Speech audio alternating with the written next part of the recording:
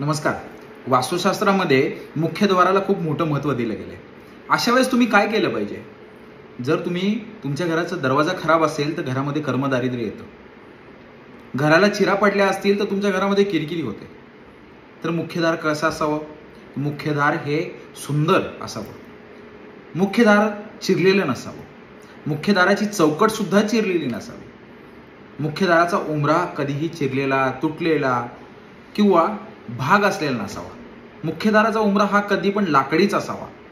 मुख्यदाराचा उंबरा तुम्ही आजकाल ग्रेनाईटच्या पट्ट्या लावल्या जातात, काळ्या पट्ट्या लावल्या जातात, हे कधीच नसावे. अशा वेळेस लाकडीच उंबरा असावा. मुख्यदाराचा उंबरा हा पूर्णतः सुंदर असला पाहिजे. तुम्ही दर मंगळवारी शुक्रवारी त्याला हळद आणि गोमूत्राचा लेप लावून पूजा केली पाहिजे.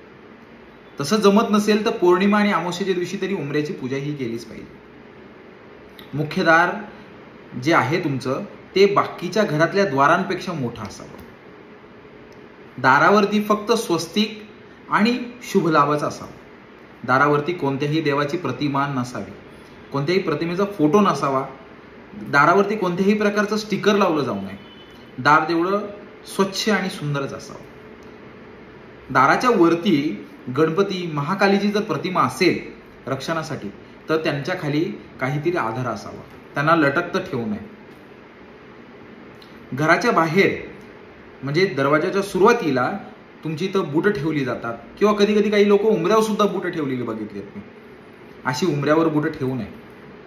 त्यांनी दारिद्र्यता पसरते. दाराच्या एका बाजूला असाव्या. आजकाल तर फ्लॅटचेच जमाना आहे, तर तुम्ही फ्लॅटच्या एका बाजूला शू रॅक करावा. तो पण झाकलेला असावा आणि सुव्यवस्थित असावा.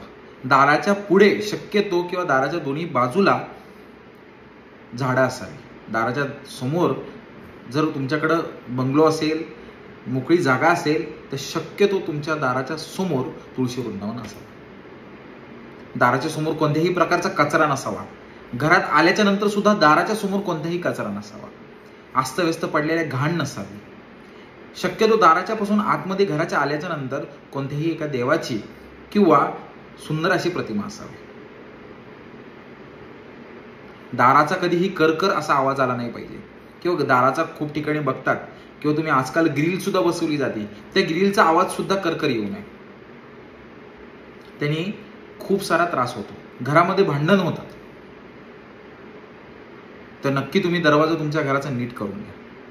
आणि अशीच व्हिडिओ पाहण्यासाठी माझ्या यूट्यूबच्या चॅनलला लाईक करा आणि सबस्क्राईब करायला विसरू नका. धन्यवाद.